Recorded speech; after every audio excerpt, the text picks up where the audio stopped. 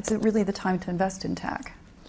I think, when you are an investor like ourselves, which takes a long-term horizon, investments, the investment cycle is the investment cycle. You're going to have ups, you're going to have downs. But we are a long-term investor. We are a sovereign fund that looks at a 10-year, 15, 20-year return. And from that perspective, it's about the quality of the asset itself. This is what we focus on. We like to get at the right valuation. Ideally, you always want to invest in the right time of the cycle. But we're an investment institution. We have to continuously invest, and we have to continuously find the right entry points at valuations that are acceptable. You will always look at finding the cheapest valuation, but as you know, that's not always what you will find.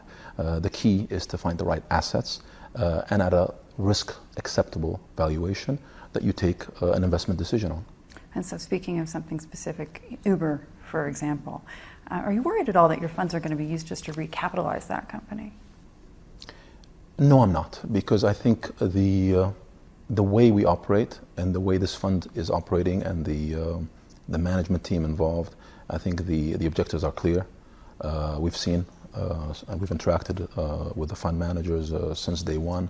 There is a very clear discipline within that, and every transaction goes through a lot of scrutiny. So I'm not concerned from that aspect. I think at the end of the day, wherever the transaction ends up, if it ends up happening, I'm sure will happen on the right basis. Do you think that the management structure that is in place now at Uber is the right one to deal with those growth issues? Well, I think I'm not in a position to comment specifically on the Uber management because I've not interacted with them, nor am I involved in that particular transaction. But I can say, for instance, our investment in that space through our investment in Didi has been extremely exciting. I'm a big fan of Didi. I think it's a great company. Gene, the CEO, has done a phenomenal job. And that space is a space that we think has a lot of growth in the future. So it's a space that we've obviously allocated some capital in, we've invested a lot in, and I think we're very bullish about in the future. So it's a space, I'll comment through the space that we've invested in, which is through Didi, is exciting.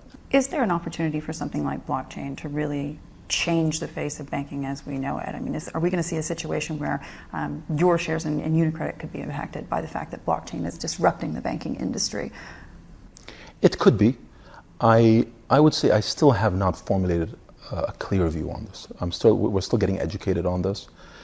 The area that I would have concern on still is the regulatory side. How is this going to be regulated? Because I think blockchain, its growth from being, let's say, single digits, early double digits to, let's say, astronomical growth will really depend on how fast you can execute and where you're going to be able to execute under a regulatory environment that is acceptable. I think if they're able to crack that, I think it's going to be an incredible story. But to date, I would say I'm still on the fence. What about Bitcoin? Because Jamie Dimon's calling it a fraud. Do you agree? No, I don't. I wouldn't agree in calling it a fraud. I would say again, time will tell. It could as well be, and it could as well not be. I think one has to be open-minded. Still watching? Perfect. Click here to watch another great video from CNBC International. Oh, and don't forget to subscribe. Thanks for watching.